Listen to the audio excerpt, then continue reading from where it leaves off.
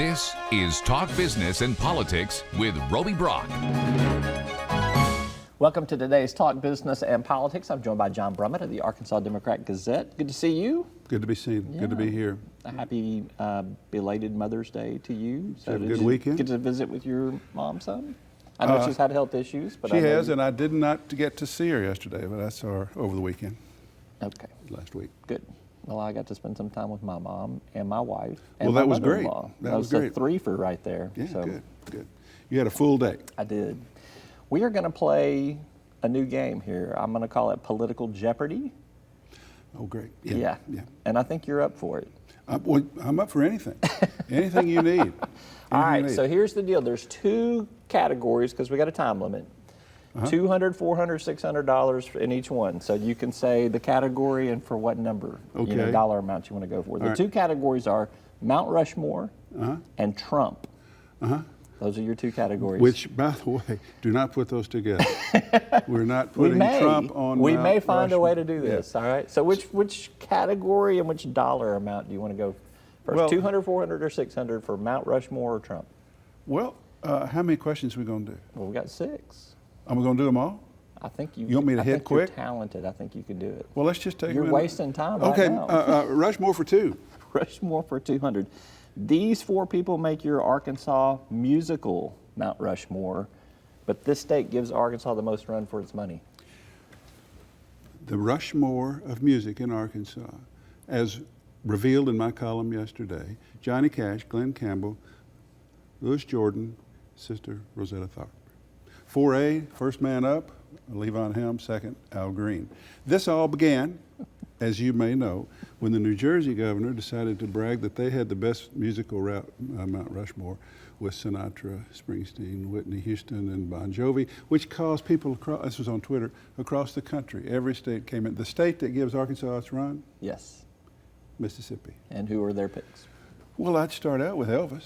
You think he might get on there? He would probably make it. B.B. King, Muddy Waters, Robert Johnson. It's pretty good ones. It's all blues. What makes Arkansas better is the diversity. You got Glenn Campbell, sort of this country-politan, polished L.A. sound. You got Johnny Cash crossover. You got the jump blues of Jordan, and then the early gospel with electric guitar by Rosetta Tharpe. Arkansas's music is classic, truly classic. All right. What's your next category? Well, let's just go over to Trump for 2. Trump for 2. This is how I'm going to go. We can bounce back and forth. That's fine. Okay. I don't know what to do. I'm not getting any money for these, so why do I care if it's 2 or 4? President Trump says tariffs will be paid by China directly to the U.S. Treasury, but his economic advisor and pretty much every other economist in the world says that tariffs are going to be paid by consumers. Who is correct? Not Trump. Trump will not ever be correct, will seldom be correct on any details of how the economy or government processes work, or political processes. He is all about instinct. He's purely instinctive in his governing. He thinks he can send some political message with these tariffs, and if the stock market drops too bad, and he and the false postulates of what he's doing are revealed to him, he'll undo it. That's just the way. But always listen to the technicians on the details. Oh, gotcha. That's good advice. That's good advice with Trump. All right, next category. Let's go back to, let's do Trump 4, get it over with. Trump totally bores me. Go ahead. This husband of a White House counselor has been tweeting at Trump in a way that makes us wonder about the couple's marriage. Right. What is his, who is George Conway? Very good.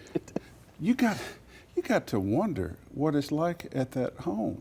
And it's their marriage and their business. Worse than James Carville and Mary Madeline by like a long shot. I mean, there have been a lot of marriages I don't understand. Sometimes my own, but and sometimes everybody's.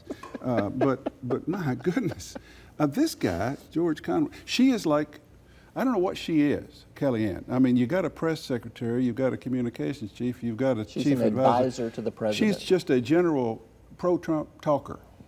She just, when they really need somebody to go out and argue with CNN or MSNBC, they send her out. She's real feisty. And she seems just totally dedicated to the Trump spin, whether she believes it or not. But meantime, not just anti-Trump tweets from her husband, but bitter. I mean, it makes my column seem pro-Trump, this guy. He is utterly disdainful of Trump, and it's really fun to read, but it's bizarre. It's a head scratcher. It's a head scratcher. All right, next. Let's get Trump over with. Give me Trump 6. All right, Trump for 600. This Democrat will be the one to challenge Donald Trump in 2020. Who is Joe Biden? Very nice. And why? Why is Joe Biden going to be the one to challenge him? Because I just saw a poll in South Carolina that has him at mid-40s, and South Carolina is the third primary. Because at present, now this is just today's conventional wisdom, okay? At present, the rest of the field sort of cancels itself out. Bernie gets his 12 or 15.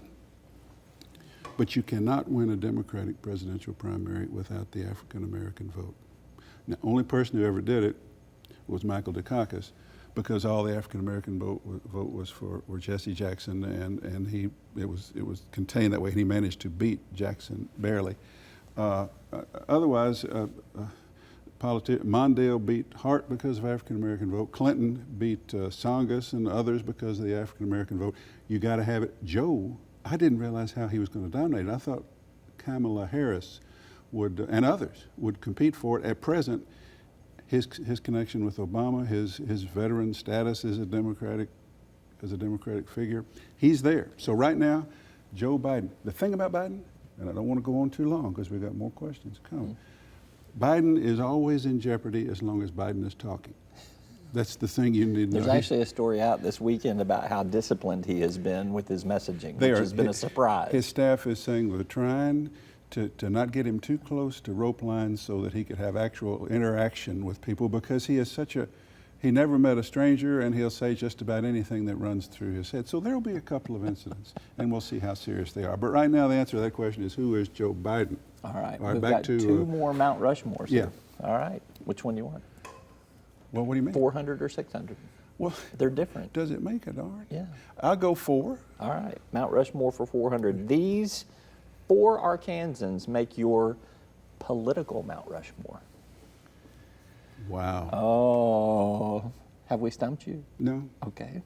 No, actually driving in, I knew you were going to do this. Now, You didn't know this one? I didn't know this question was coming, but I guessed that it Okay. was. The political Mount Rushmore of Arkansas. I believe Bill Clinton's up there. Became president. Maybe the best politician of his generation. I believe Mike Huckabee goes up there.